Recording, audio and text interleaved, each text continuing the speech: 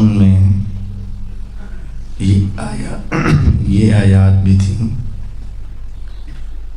یا ایھا النبی انا ارسلناک شاہدا ومبشرا ونذیرا۔ اے نبی صلی اللہ علیہ وسلم، ہم نے آپ کو شاہد، مبشر اور نذیر بنا کر بھیجا۔ شاہدن کا معنی گواہ، نبی کریم صلی اللہ علیہ وسلم گواہ ہیں۔ کس چیز کے گواہ؟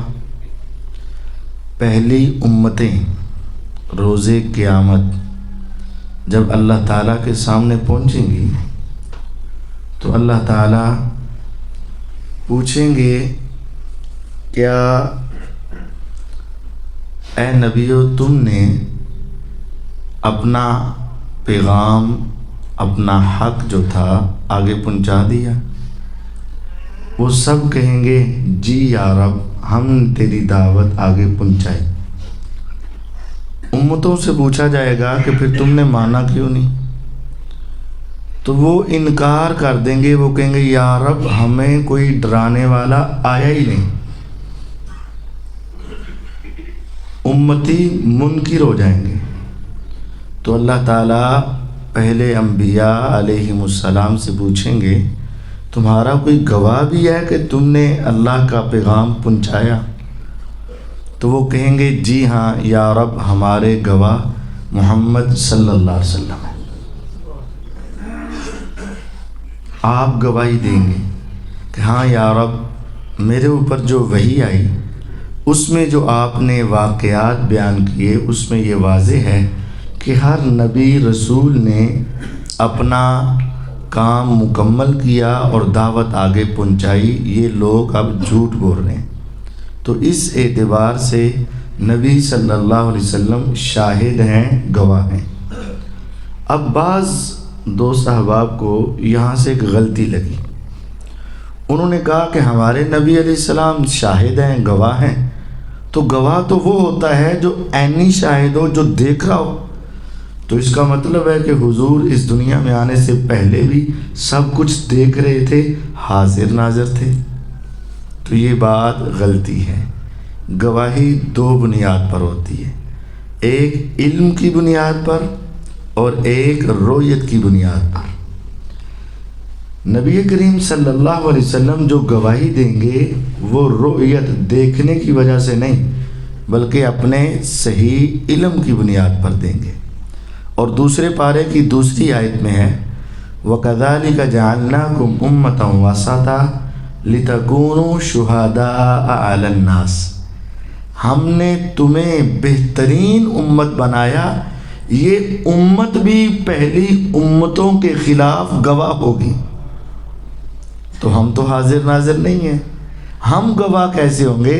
ہم نے اس قرآن میں پڑھا نوح علیہ السلام کے واقعات، موسیٰ علیہ السلام کے واقعات، عیسیٰ علیہ السلام کے واقعات، ہود علیہ السلام کے واقعات، شعیب علیہ السلام کے واقعات، صالح علیہ السلام کے واقعات ہم نے پڑھے اور ہم اسے سچا مانتے ہیں، اور اس علم کی بنیاد پر ہم پہلی قوموں کے خلاف گواہی دیں گے، اور اسی علم کی بنیاد پر جناب محمد الرسول اللہ صلی اللہ علیہ وسلم بھی گواہی دیں گے۔ دوسری صفت وَمُبَشِّرًا، آپ کو اللہ نے مبشر بنایا۔ مبشر کا معنی خوشخبری دینے والا۔ تو جو آپ کی دعوت قبول کر لے اسے آپ جنت کی خوشخبری دیتے ہیں۔ وَنَذِيرًا، نذیرہ کا معنی ڈرانے والا، جو آپ کی بات نہ مانے آپ اسے جہنم کے عذابوں سے ڈرانے والے ہیں۔ وَدَاعِيًا إِلَى اللَّهِ، آپ کی چوتھی صفت جو بہت بڑی ہے وہ ہے آپ اللہ کی طرف بلانے والے ہیں۔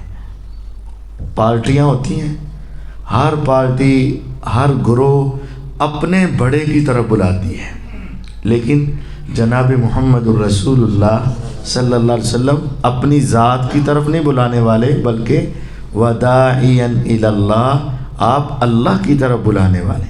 وَمَنْ أَحْسَنُ قَوْلًا مِّمَّنْ دَعَا إِلَى اللَّهِ، اس سے اچھی بات کس کی ہو سکتی ہے جس کی دعوت ایک اللہ کی طرف ہو.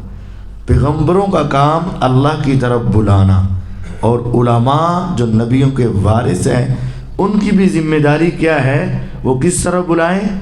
اللہ کی طرف. اپنے بزرگ، اپنے علماء، اپنے مفتیان اور اپنے اماموں کی طرف نہیں. وَدَاعِيًا إِلَى اللَّهِ، اللہ کی طرف بلانے والے. وَسِرَاجًا مُنِيرًا، آپ کی 5ویں صفت جو یہاں بیان ہوئی، سراج منیر، روشن سورج. حضور سورج کہا گیا آپ کو، تو آپ سورج ہیں تو چاند کون ہے؟ تارے کون ہیں؟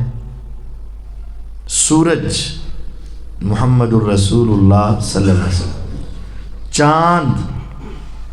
چاند علماء، اور تارے آپ عوام جو دیندار ہیں. فضل العالم علی العابد کفضل القمر لیلۃ البدر علی سائر الکواکب.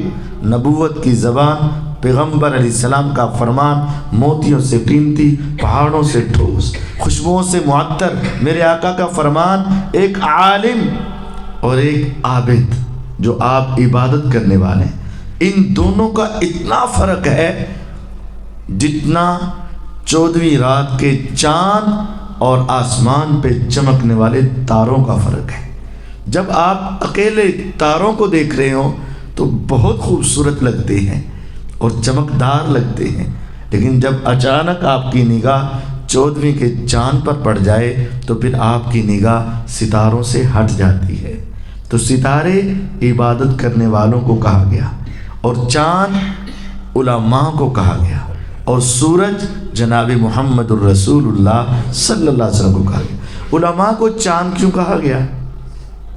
چاند کی روشنی اپنی نہیں ہے، چاند روشنی لیتا ہے کس سے؟ سورج سے. تو اصل علماء، صحیح علماء وہی ہیں جو اپنی روشنی، اپنا علم اور اپنی ساری ڈائریکشن کہاں سے لے؟ جناب محمد الرسول اللہ صلی اللہ علیہ وسلم سے لیں. اصل سورج محمد الرسول اللہ صلی اللہ علیہ وسلم، اور جو علماء وہاں سے روشنی لیں وہ چاند ہیں، اور جو عبادت کریں وہ تارے ہیں. وَدَاعِيًا إِلَى اللَّهِ بِإِذْنِهِ وَسِرَاجًا مُنِيرًا. پیغمبر علیہ السلام روشن سورج ہیں اور علماء چاند ہیں اور آپ تارے ہیں. اور یاد رکھیں، چاند کبھی سورج کا مقابلہ نہیں کر سکتا اور تارے کبھی علماء کا مقابلہ نہیں کر سکتے. اللہ تعالیٰ میں سمجھنے، اپنی اصلاح کرنے کی توفیق عطا فرمائے. وآخر دعوانا ان الحمد للہ رب العالمین.